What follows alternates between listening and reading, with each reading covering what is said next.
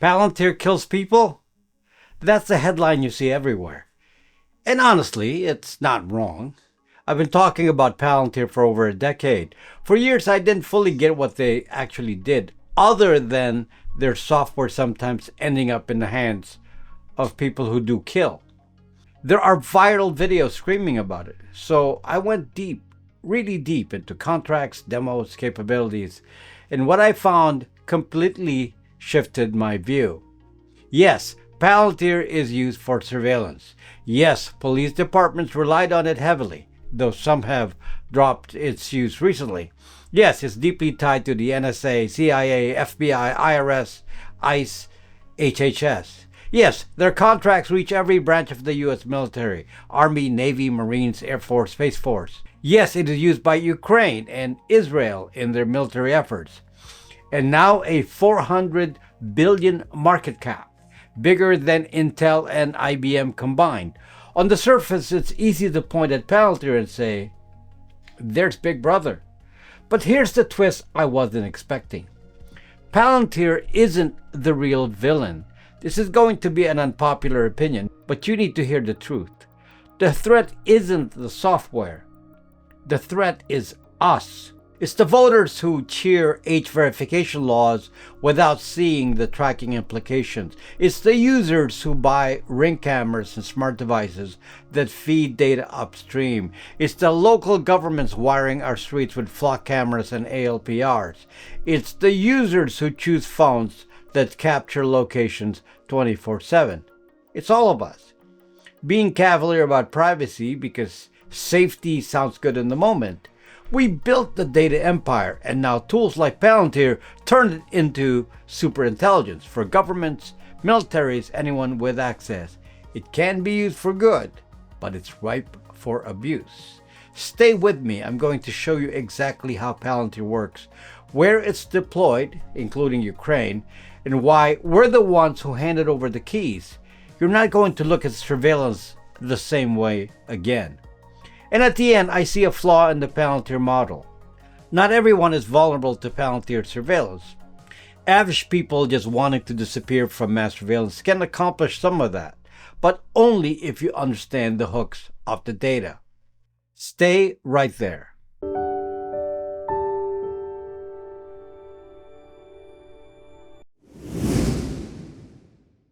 Palantir has no data. This is the main spoiler, and I will state it up front, and this is kind of surprising. What do we think of when we think of mass surveillance? We imagine cameras everywhere, wiretapping of communications, capturing copies of emails and SMS, an eye in the sky tracking all our movements, a central database of all people's locations at any given moment.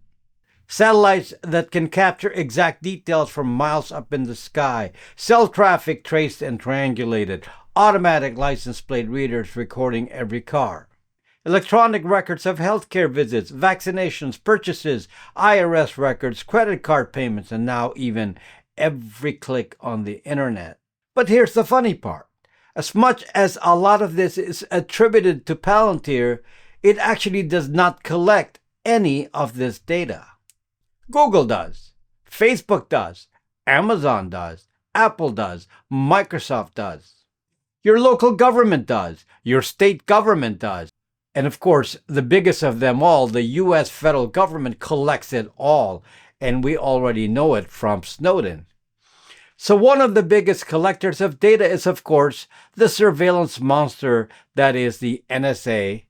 And the CIA was supposed to focus on external threats, but it appears it has been repurposed to also identify internal threats. And now, without any limits imposed prior to the Patriot Act of 2001, all canceled by 9/11. In our imaginations, we are actually thinking in our heads of analysts at Palantir working in front of a computer doing active surveillance, controlling the cameras, sending instructions to operatives across the nation, and that image would be wrong. The operators of these systems are no different than they ever were. It will be the NSA and CIA analysts, the military planners, the FBI, the police agencies, the local governments. They are the users. They are the ones conducting the operations. And in the military environment, they're the ones initiating the kill chain. What does Palantir actually do? Palantir is actually a software toolkit that is meant to make sense of large amounts of disparate databases. Let's talk about a military example. The military has the surveillance satellites that can capture imagery of the entire Earth. Military logistic databases lay out the positioning of every type of armed force with their equipment all over the world. Intelligence data compiles information on movements of troops, including men and material, in every area of possible conflict. Military strategists mock up plans for defense and offense in various scenarios. Technical documents lay out the application of each weapon system and identifying what is best suited for a given purpose. And those goes on and on with supply lines, communication systems, maintenance, and repair capabilities of both allies and global opponents. The problem is that these are all in thousands of databases, and someone has to manually pore through each of these, and no one in the past had a good big picture view of the situation. Here's just a sample video from Palantir itself. By replicating the content of the military databases and then creating new relationships between the data and using a software interface that can intelligently find the data and mesh them logically using AI, Palantir basically creates the illusion of a God's eye view. The all-seeing eye, which is actually where the name Palantir comes from. It was from the Palantir globe from Lord of the Rings. Gotham, Foundry, and AIP. The main pieces of software that drives the implementation of Palantir at some government facility is Gotham. This is often described as the operating system of defense. It combines the disparate data sources I mentioned earlier, intel feeds, satellite imagery into one giant data model where a military planner can do mission planning, investigations, real-time decision-making in the intelligence and military applications. This is enabled by graphical tools that can do things like heat maps, mapping of assets, relationship mapping, and even precise targeting. For example, Palantir is used by Ukraine for target acquisition. And just to give you an example of the power of combining databases, Palantir was able to identify cell traffic coming from Russian positions because it was hooked up to cell network databases. Apparently, the Russian communications were spotty and a lot of officers use cell phones. And from what I read, this enabled pretty precise targeting. The second side of Palantir is called Foundry, and this is more for enterprise use, and the application is the same, combining databases related to business information and providing management with tools to analyze the business as a whole from the supply chains to delivery to quality control, all previously viewed as separate pieces of data instead of an integrated whole. AIP, or Artificial Intelligence Platform, is used to enhance both Gotham and Foundry with an LLM interface that allows the data to be extracted and analyzed in totality with intelligence, as well as to enable automated agents to execute functions in the enterprise. Data comes from the clients. What is key in all of these use cases is that the data provided to Gotham, Foundry, and AIP really come from the clients themselves, the government agencies, or the internal data of the enterprise. To highlight this point, the CEO of Palantir, Alex Karp, who really has been running the day-to-day of Palantir since the beginning, does not even have a security clearance, so he's not even allowed to see the government data. Only the engineers with security clearances can interface with government data from the intelligence agencies, for example. And even then, they are just used in the build-up process. Now, even the updates to the software are done independently of the data using a technology they call Apollo. This means that on-site presence of Palantir associates is not even needed to maintain the software. The point of this is to highlight that operators of these Palantir systems are done primarily by the usual expected operators, NSA and CIA analysts, spies, military operators, law enforcement, and government officials. There's an interesting story, by the way, where the CTO of JP Morgan Chase, who was an early Palantir client, used Palantir for internal surveillance and was tracking email, messages, and actions of executives within JP Morgan. So this was the internal user of the system who actually abused the capability of Palantir, and thus this is the real source of potential surveillance in cases where a Palantir type of system is enabled. Leadership of Palantir. One interesting thing about the leadership of Palantir is that the original founder, Peter Thiel, is a well-known name in right-wing circles. He would post statements early on like, "Will we have more security with less privacy or less security with more privacy?" Often pitting figures like Dick Cheney against the ACLU. And it's comments like these that raise the specter of Palantir being focused on mass surveillance. But the more interesting figure, which I've learned more about lately, is Alex Karp. Alex is the CEO of Palantir and is the one actively involved in operations, while Thiel is more of the financier. Alex Karp was raised as an ultra-progressive and has no tech background. He has a doctorate in philosophy, and he's an enigmatic and typically weird image of a billionaire. He actually originally believed in opposite things from Thiel, but they were friends from law school at Stanford. So he's not your typical Dick Cheney type of hawk. Yet he positioned Palantir clearly as a tool of the Western democracies. He refuses to have contracts with potential adversaries of the United States. He's even stated clearly that we have a right to be weird in our private lives, and his own secretive private life as an unmarried man with multiple partners demonstrates this. And as I said earlier, he doesn't even want to have a security clearance because he thinks it will subject him to restrictions from the government, even though he deals with government three-letter agencies all day. He does love the drama, though, and I think Alex Karp enjoys having Palantir be described as being used to kill. He thinks it keeps the stock value up. The reality, as I said, is that it is the military and intelligence operatives that use Palantir data to kill. That has not changed. Palantir is not in that loop. So Palantir being part of the kill chain is hyperbole. Where is the threat? Folks, when I watch all the videos, especially from people who are privacy focused and using Palantir as the clickbait, I think it is a disservice because it takes the focus away from the real problem. My view here will be unpopular because I'm the privacy guy that has the appearance of defending Palantir.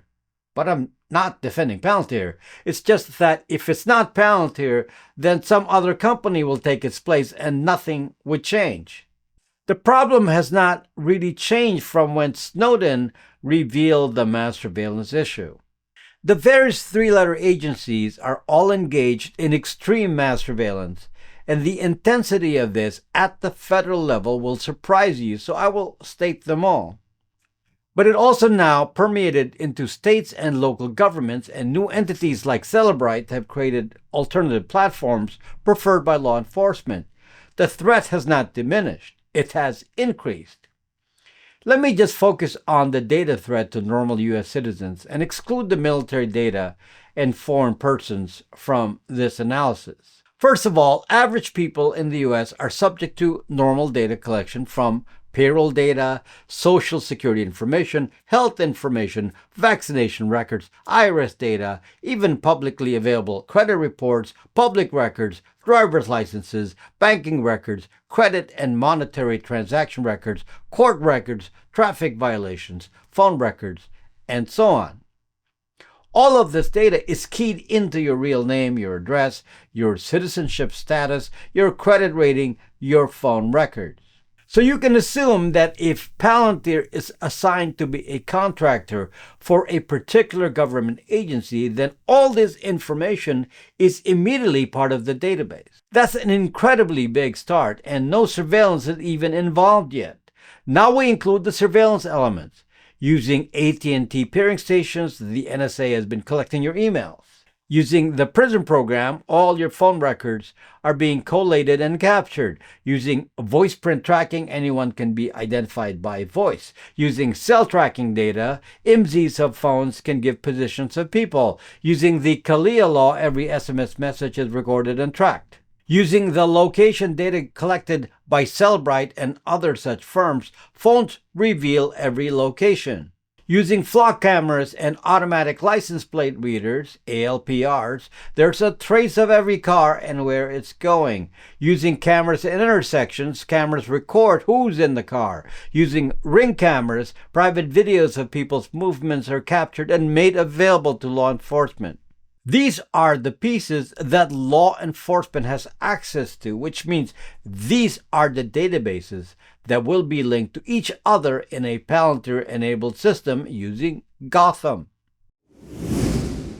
Non-Palantir accessible databases. The problem is even broader than the Palantir issue. Some data is owned by private firms that are not shared. The biggest of this is Google's data. Google has the Google Sensor Vault, which tracks the location of every person with a phone 24/7. While Google shares this data with law enforcement on a case-by-case basis, they have not given unfettered access to have this data captured by the likes of Palantir.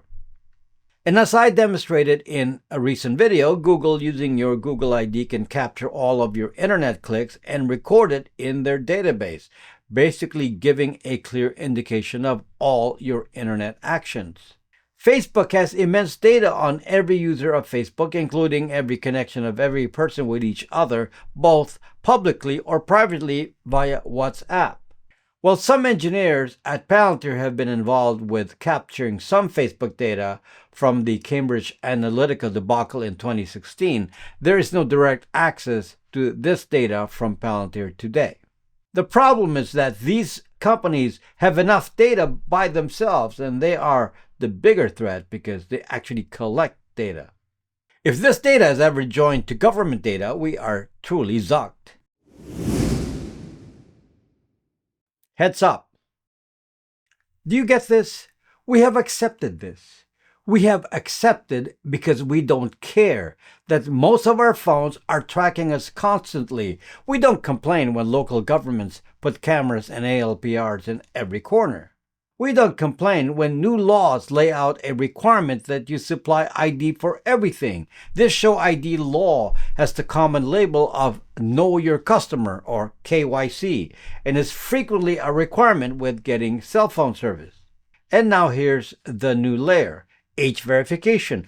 So now your internet access will be tracked because you, the voters, chose to enable age verification via KYC, Show ID. The result, every access on the internet will be trackable to your identity, and that will be in a database, and that database will be integrated into Palantir, and that will be used by your government. And why is this a problem? It is a problem by those who know. Having no anonymity in anything means that you will be afraid to speak out depending on who's in power. The lack of anonymity instills fear and silences the masses that don't want any trouble. They don't want to be hiding anything, so the solution is silence. And the effect of that is a limited source of information to make decisions that can be used to select an elected official. Basically, it makes a population easy to control and for the powerful to remain in power. How to evade Palantir surveillance. Although I label this Palantir surveillance, it is actually more properly labeled as how to create government mass surveillance. And surprisingly, the answer is simple. So far, not everything we do requires KYC or ID. In other words, the less we supply ID, the better chance that what we are doing does not get attached to our name. The primary index of the government databases, which power Palantir, are identity databases. Name, address, social security number, phone number with KYC, matching email, IP address, and the IMSI of the cell phone. These are your typical identifiers. Thus, when we connect to the internet and do our social media by being aware of which areas require KYC and which don't, we can partition our lives and have a little bit of pseudo-anonymity. Pseudo-anonymity means that whatever name we use on the internet is not directly attached to our real identity. Thus, it prevents direct tracking links.